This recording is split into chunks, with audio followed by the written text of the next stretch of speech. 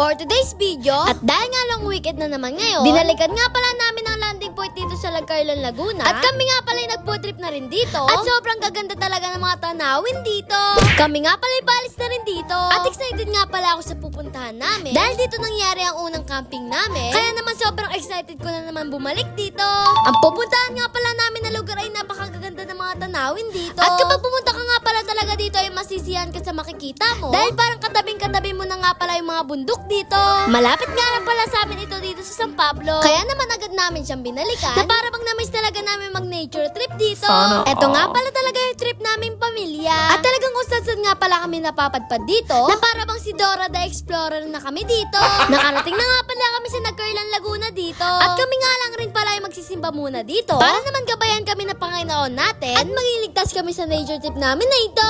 Ilang beses na nga pala kami nagsimba dito sa Lagcarlan, Laguna. At talagang maganda nga pala yung simbahan nila dito. Kaya shoutout nga pala sa mga taga Lagcarlan, Laguna dyan. Pagkatapos nga pala namin magsimba dito ay dediretso na rin kami sa landing point. At kasama na naman nga pala namin ang aking makulit na kapatid na si Samira. Kaya perfect memories na naman ito para sa aming pamilya.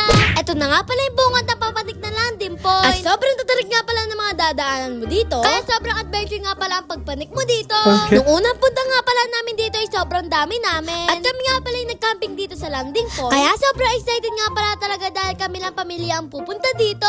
Sinulit nga pala namin dito yung mga ilang araw na walang pasok namin. At talaga naman nakaka-boring din sa bahay. Kaya naman ang ginagawa na lang namin ay puro gala na lang araw-araw. Sana ay magtuloy-tuloy na nga pala ang magandang panahon ngayon. Dahil hindi din maganda ang laging walang pasok. Kaya sana ay magtuloy-tuloy na ang maganda panahon na ito. Okay. Habang pamanik ka nga pala dito sa landing point na ito, ay sobrang dami mo nga pala talaga makikita dito. Na talaga ma-amaze ka sa magagandang tanawin na makikita mo dito.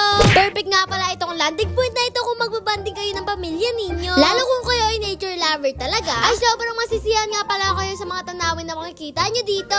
Halos malapit na nga pala kami sa campsite na pupuntahan namin. At dahil nga magmemeryenda nga lang pala kami dito, sana sa susunod ay mag-camping ulit kami dito. Nakarating na nga pala kami dito sa campsite na pinang-campingan namin dati. At talaga sobrang dami nga pala motorista ang napunta talaga dito para masilayan ang napakagagandang tanawin dito. Kapag nandito na nga pala kayo sa landing point na ito, ay halos makikita mo na nga pala lahat dyan. Na para bang napakalapit na nga pala namin sa ulap dito. Kami nga pala yung magpa-parking na rin dito. At kami nga pala yung bumaba na rin dyan para makahanap ng aming memeryendahin dito. Sadya nga pala talaga napakaganda ng tanawin dito. Na para bang katabi na nga pala namin yung ulap at mundok dito. At perfect nga pala talaga to kapag gusto nyong ma-relax. Tuwa-tuwa nga pala ang kapatid ko na si Samira dito. Dahil nung unang camping nga pala namin dito, ay medyo baby pa nga pala siya doon. Ngayon ay sobrang kulit niya na nga pala dito. Sobrang dami mo nga pala mabibilihan dito. At sobrang sarap nga pala talaga mag-food trip dito. Lalo na kung gantong kagandang tanawin na makikita mo dito.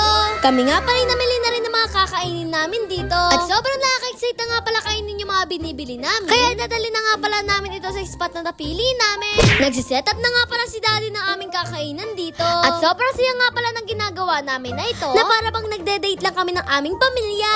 Inaayos na nga pala namin ni mami yung mga kakainin namin dito. At kung makikita nyo nga pala yung ulap dito ay sobrang lapit lang sa amin. Na para bang kaya kong abutin nito sa sobrang baba ng ulap dito.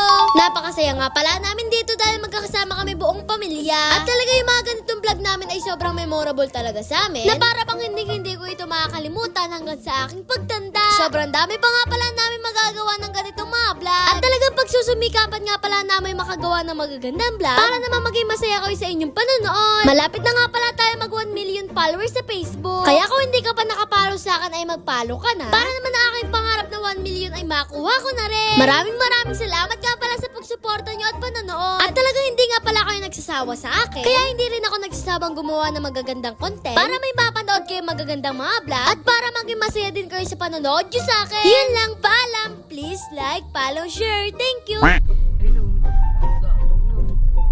Ay, aso. Tingnan mo yung aso. If you're looking for a good time